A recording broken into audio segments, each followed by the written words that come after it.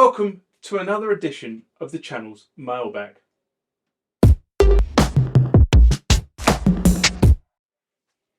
So what is Mailbag? Well, Mailbag is the part of the channel that you guys actually control. It's based on comments, questions, general feedback that you guys leave either on the YouTube channel, the website, or through one of my social media feeds.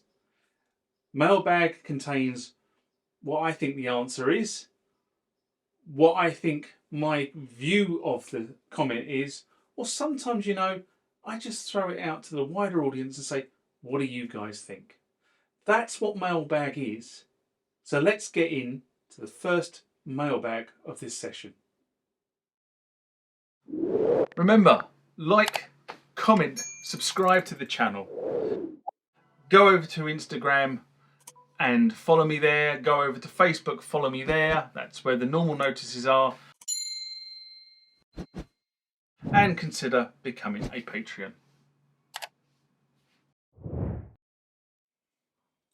Next comment question comes from Kev Renshaw, and this was in response to another one bites the dust, GAK Close for Business, SMR I did in March 2025. And Kev writes, I now live in Oz, but used to visit GAK when I was a sales manager for M Audio many years ago.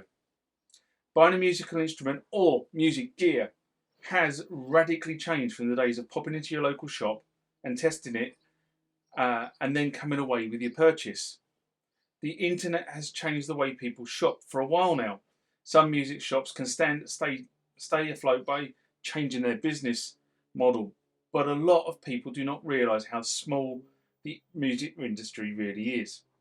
The price of a keyboard or a guitar, etc., have increased massively, and the margins have become untenable due to shopping, manufacturing costs, and a host of other problems the music shop has to now contend with. It is always sad to hear it happen. I remember sound control going bump when I had just left the industry. The cost that a music shop has to maintain just to have products on the sales floor is absolutely staggering. Best wishes to all the staff at GAK. There was some amazing and talented staff there when I used to pop in. Now this is, GAK going bust and PMT going bust more recently is just a syndemic or endemic or systemic view on where the industry is at the moment. And it is really sad to see these places going bust. I mean, GAK was not a small operation. They turned over 25 million. PMT that have just gone bust. Again, not a small operation. They turned over 46 million. That's pounds, not dollars, by the way. But that's still sizable amounts of money to turn over. And they were making losses. Both of those companies, for the last 2-3 years, had been making losses. And you can't carry on running a company if you're not making money. Now, I agree that the way that we acquire anything to do with music has changed massively. But the personal element of buying instruments, especially electronic instruments like keyboards, is disappearing. Keyboards take up more space than guitars, and drums even more than keyboards. Now, GAK was actually prosecuted by the UK government in 2017 for cartel activities with Yamaha. And what cartel means is that effectively you band together to influence a market. So they were influencing the price of the keyboards that were being sold with Yamaha, who were the manufacturer who they were in cartel with, or that's what it was. They were seen to be in cartel with. And it was all about setting minimum sales prices in this particular instance, which flows into the whole margin debate and cutthroat nature of the industry, running on minimum margin calls.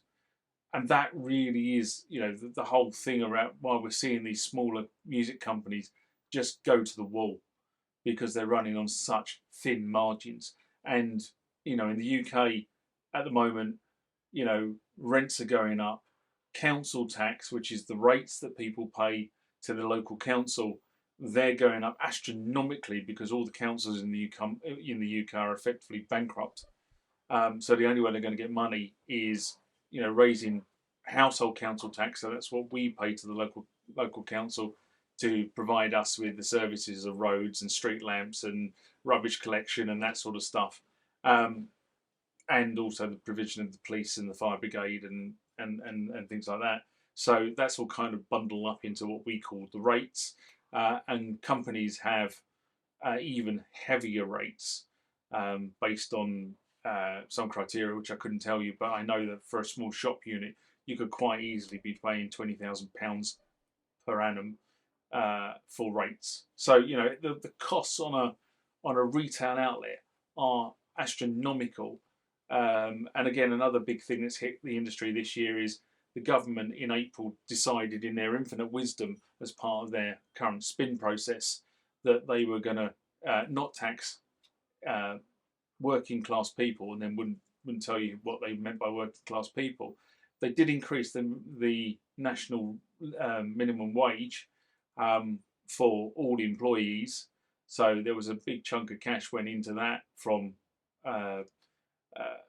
business owners. And then on the flip side of that, then punish business owners as well by increasing something that's called national insurance, which is a tax. Effectively, it's an employment tax. So if you want to employ me, this is for people in other parts of the world, if you want to employ me, then you pay the government an amount of money just for the privilege of employing me.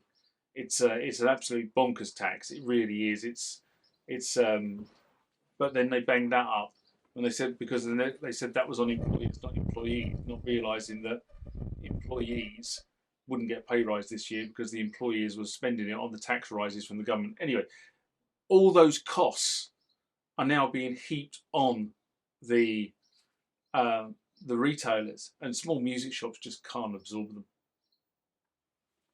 This comment question comes from Boots and Cats, and it's all about what do we know about the Behringer JT-16 and SMR I did in April 2025. And Boots and Cats writes, every time I have watched any of their updates on the news tips, people have asked questions about this, and they seem to get a reply. But I have been asking about the JT-16 and haven't had a reply. And all I can say is I said something like this in another mailbag recently. This is standard Behringer strategy. They tease the musician population with something, then make us wait for the next update to come along without giving us anything in between. You get another update, then it goes silent, then you get another update, then it goes silent, and all of a sudden you get a release date.